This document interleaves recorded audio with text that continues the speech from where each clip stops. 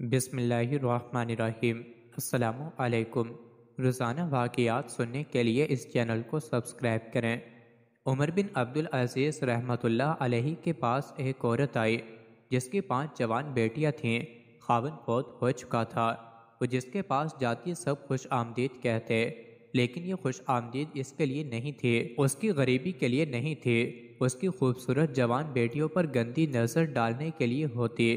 سمجھدار عورت تھی، بہت جلد سمجھ گئی کہ میرے لیے جوان بیٹیوں کی عزت بچانا مشکل ہے، تو وہ عمر بن عبدالعزیز کے دروازے پر آئی، دستک دی۔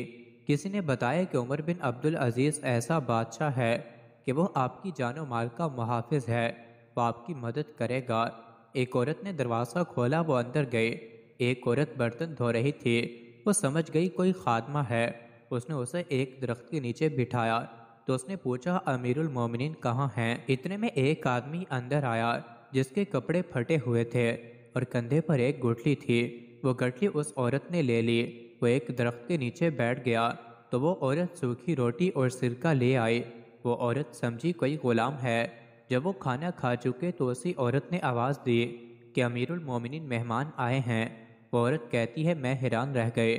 میں نے اس خادمہ سے کہا کہ آپ میری غریبی کا مذاق اڑا رہی ہیں، یہ پھٹے ہوئے کپڑے اور سوکھی روٹی کھانے والا امیر المومنین ہے۔ تو اس نے کہا کہ اللہ کی قسم یہی امیر المومنین ہے۔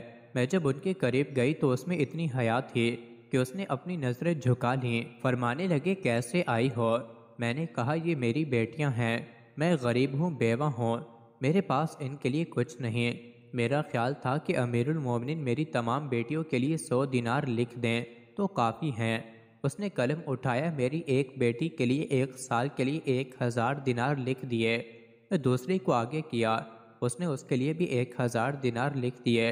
میں نے تیسری چوتھی کو آگے کیا، اس نے ان کے لیے بھی 1000 دینار لکھ دیے۔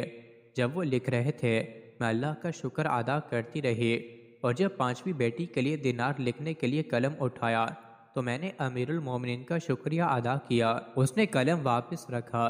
میں نے پوچھا، امیر المومنین کیا ہوا؟